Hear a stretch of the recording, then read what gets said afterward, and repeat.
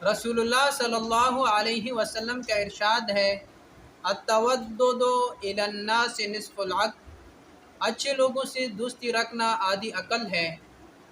इमाम गज़ाली रहमुल्लाह फरमाते हैं कि दोस्त बनाने से पहले 5 बातों को देखना ये ज़रूरी है। पहला ये कि अक्लमंद से दोस्ती रखा करें, क्योंकि बेवकूफ़ से दोस्त बनाने से कोई फ़ायदा नहीं होगा। और दूसरा ये कि अच्छे अखलाक वाले के साथ दोस्ती ये भी रखना ये ज़रूरी है, क्योंकि अच्छे अखलाक वाले के साथ ता देर तक दोस्ती कायम रहती है।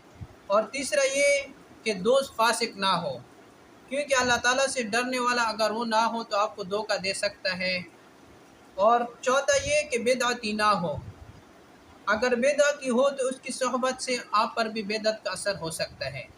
और पांचवा ये कि दुनिया की मोहब्बत रखने वाला ना हो, इसकी दोस्ती में दुनिया की मोहब्बत आ जाएगी तो ये दोस्ती ता देर तक कायम नहीं रहेगी।